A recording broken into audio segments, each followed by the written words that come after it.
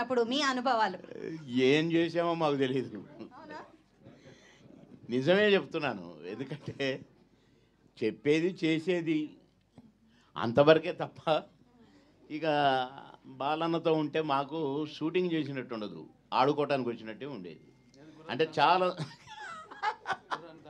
అన్నయ్య అదొకటే మీరు రివీల్ చేశారు, మిగతా రివీల్ చేయలేదు. ఆ సినిమాలో బాలన్న నేను ఒకటే గెస్ట్ హౌస్లో ఉండేది. ఇక ఆ గోల గురించి చెప్తే ఇప్పుడు ఇదంతా మర్చిపోతారు మీరు, కనుక ఇప్పుడు చెప్పను. చెప్పాల్సి వచ్చినప్పుడు చెప్తాను.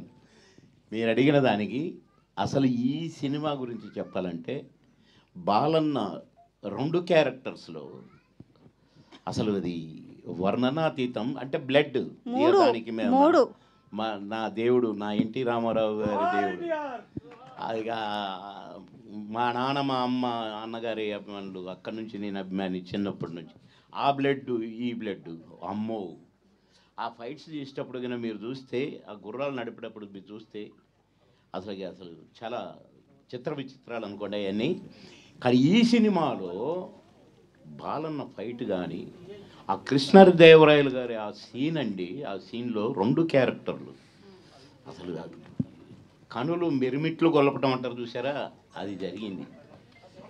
కానీ ఈ సినిమా తీయడానికి ముఖ్యంగా అసలు ఇక్కడున్నాడు కృష్ణప్రసాద్ గారు. ఆ కృష్ణాని ఎందుకు పెట్టారో కానీ ఈ శ్రీకృష్ణలాగా అసలు ధైర్యానికి మెచ్చుకోవాలి ఫస్ట్.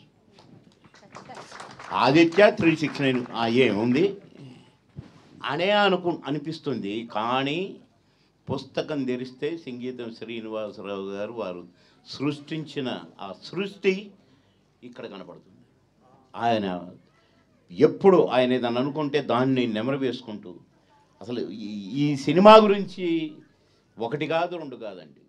ఎందుకంటే నేను నటించిన కాబట్టి, అందులో చూసిన కాబట్టి, ఎలా తీశారో చూసిన కాబట్టి, బాలన్న నటన చూసిన కాబట్టి అసలు వండర్ఫుల్. అసలు మళ్ళీ కాదు, మళ్ళీ ఇప్పుడు బాబీ చెప్పాడు కదా నా చిన్నప్పుడని.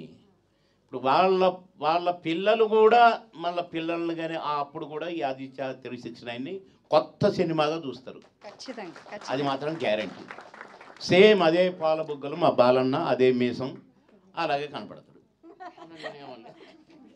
సో కృష్ణప్రసాద్ గారు, మీరు తప్పకుండా చెప్పాల్సిన విషయం ఏంటంటే, ఇలాంటి